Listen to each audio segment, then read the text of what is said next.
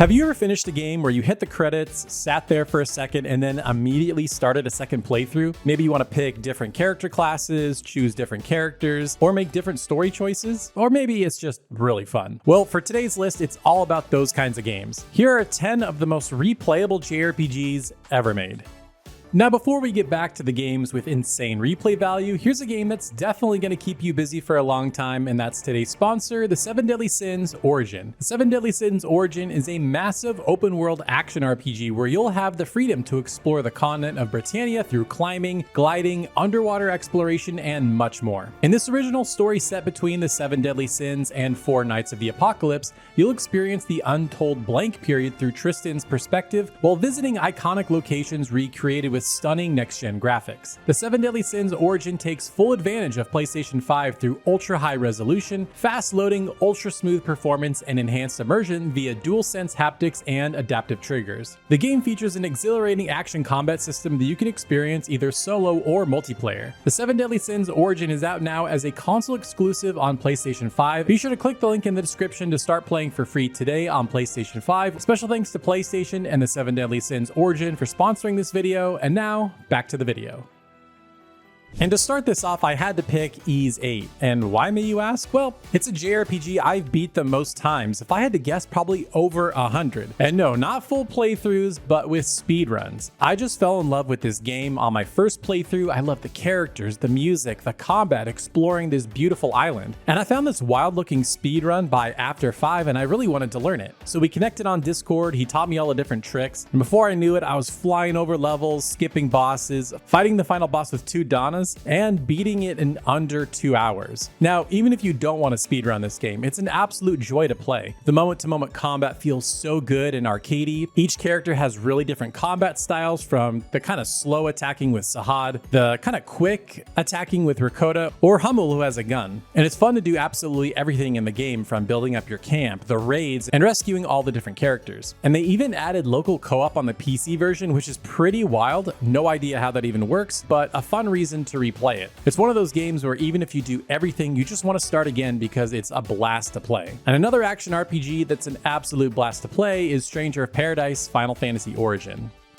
Now, I know this game got clowned on for the chaos meme, but this game is genuinely really fun. Maybe not a JRPG exactly, but again, so much fun to play that I have to recommend it. So it's sort of a stage-based action combat system where you work your way through levels, fairly linear with some room to explore, and then you got a boss fight at the end. And it just has this really excellent, satisfying combat loop. You know, you can do your attacking, dodging, blocking, absorbing attacks, and then they have these really crunchy finishing moves that are super satisfying. And the combat is pretty fast, even with classes you'd expect to be slow, like a warrior with a 2-handed sword. And the real replay value comes in a few forms. First, you get tons of loot, like, oh my gosh, you get a ridiculous amount of loot that you're probably going to start auto-sorting through at a certain point, but also with the classes. The game has all the classic Final Fantasy classes you'd expect, and the cool thing is, classes like the White Mage aren't pure healers. They can actually fight just as well, if not better, than other classes. For example, the Black Mage fights with a mace and shield, but can also cast spells. And here's the really cool thing, you can equip 2 classes at once and swap between them on the fly.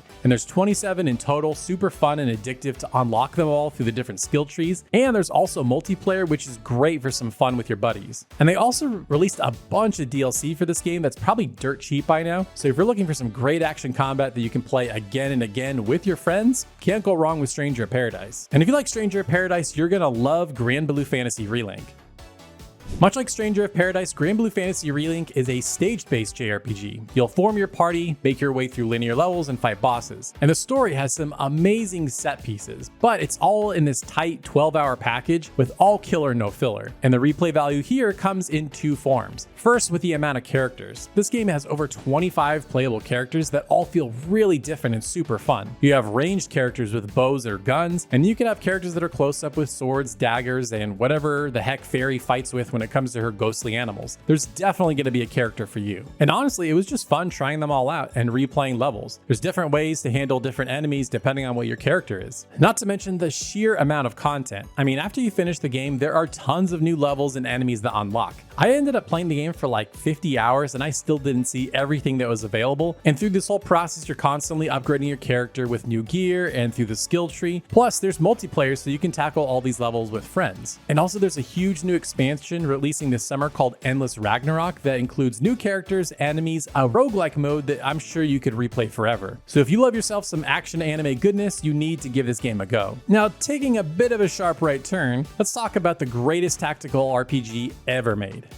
Final Fantasy Tactics is the king of tactical RPGs, and in my mind, nothing comes close. The release of the Evilist Chronicles last year just reinforced my love for this game, and I've genuinely lost count of how many times I've replayed this, probably approaching double digits. The reason is the depth and variety of combat possibilities. In Tactics, you can equip a main job, a sub job, a movement ability, a passive ability, and a react ability to every character, and you learn them from the various jobs you unlock through the game. And you can mix and match these abilities however you want, and that's where the fun comes in. Maybe you want a chemist with float or a black mage that can dual wield. Not sure why you'd want to do that, but you can. And I tend to gravitate towards old favorites like a monk with armor. They just have a ton of HP and they're really hard to kill, and Ramza that can dual wield swords. But in my latest playthrough, I mastered an arithmetician for the first time and often wiped out entire maps in one turn. It was just so much fun. And that doesn't even include all the special characters you can recruit, like Cloud from Final Fantasy VII, Worker 8, a giant robot, and so much more. And you want to talk about another Final Fantasy game with a great job system? Let's talk about Final Fantasy V.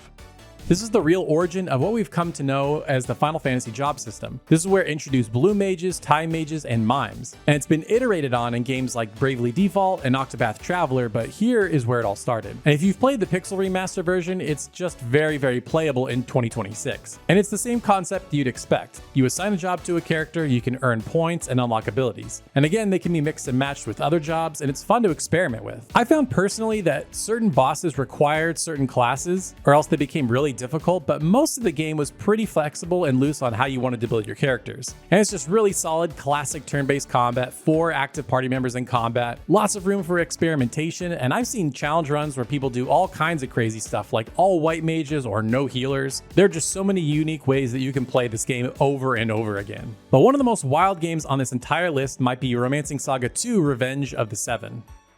Romancing Saga 2 has some of the most unique mechanics I've ever played in a JRPG. The big one is this cool lineage system. So you'll play as a character and they're a ruler of a small kingdom, and at set points in the story, you're forced to pass down everything to an heir and crown a new ruler. Now you can pick who to pass everything down to. You have this like menu that pops up and you can pick which character you want to do this with. And depending on the character you pick, this leads to different ancestors and story moments down the line and even in that particular part of the story. Now certain classes aren't available to certain genders, so which character you pick can really affect combat. And you can only complete certain story objectives before you need to pass the lineage down to someone else again. And sometimes you can just miss entire stories depending on your choices. And also there's this light kingdom building system where you can build and upgrade buildings to unlock new classes and raise income. And story choices totally change the game. And there's also different classes that become available depending on your choices. No two playthroughs are ever the same, giving Romancing Saga 2 some incredible replay value. And talk about a game with wildly different endings that you can choose from, let's talk about Fire Emblem Three Houses.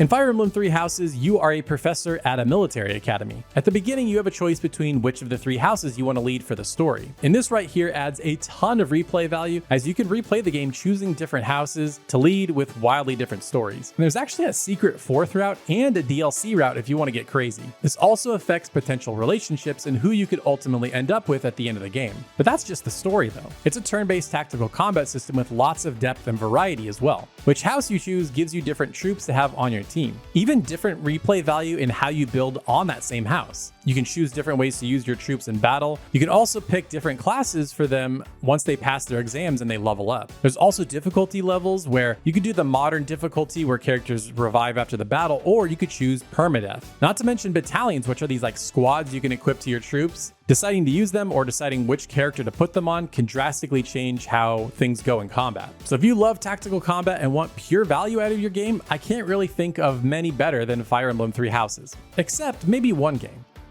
Triangle Strategy is Square Enix's first tactical RPG from its HD 2D team that brought us Octopath Traveler, and it's all about choices. Of course, it has that stunning HD 2D art style, of course, amazing tactical combat, and all the characters in this game have a set class, but the maps are so beautifully designed, so it's really fun to think about how do I want to use these different characters in these different situations. And it also has this really cool mechanic where you can explore the maps before the battle even begins for extra goodies and conversations. But where the true replay value comes in this game is the scales of judgment. You and your team vote on decisions at pivotal points in the story, and you do have a bit of influence on your team on how they vote, but ultimately you have to go with the final decision. And depending on what that decision is, can have very different outcomes. Not only for the story, depending on where that goes and which battles you partake in, but also some characters can leave or join your team. So these have massive consequences. From what I can find, there are 4 total endings, and I'm pretty sure I got the worst one because I wasn't satisfied with how it ended. So I'm pretty keen to go back and play this myself to get a better ending. Now, if you like a little monster collecting in your JRPG, you gotta check out SMT5 Vengeance.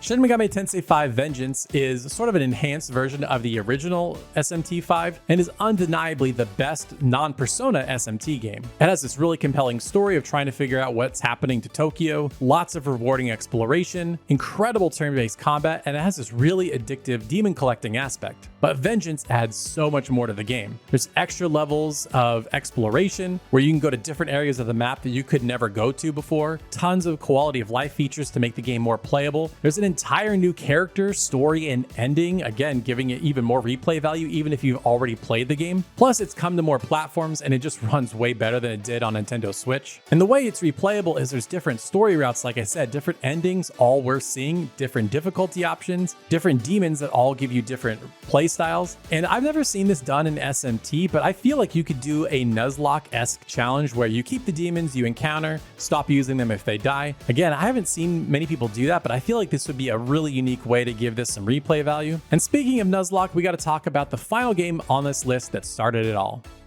Pokemon in general feels like it has infinite replay value, and honestly, it doesn't matter which one you pick, just like pick one that you think looks the coolest. I mean, just straight up from the beginning, you have 3 different starters, so right there, that changes the beginning of the game and kind of most of it as well. You have different Pokemon you catch, so who you decide to have on your team, it can be totally different each time you play the game. I mean, you can have different team builds, like do you want to just be optimum to beat everybody? Do you want to look cool? Do you want to stick to one element type? Totally up to you. And a really popular way to play these games has been the Nuzlocke challenge. It adds a huge random aspect to this game, bordering on roguelike, but not quite, ensuring that no 2 playthroughs are ever the same. And if you've had enough with one game, just pick up another. While they all play generally the same way, they're all unique in their own ways too. And I can't tell you how many different ways I've played Pokemon Red and Blue, my OG favorite, and each time it was just really fun and gave it a unique experience. And with Winds and Waves on the horizon, I can only imagine the possibilities that are going to be available in that one. Now, most of the games here were from some of the biggest franchises and developers in the world, and while I love my AAA games, sometimes the indies are doing some of the coolest stuff. So to see the best indie JRPGs you need to play, watch this video next.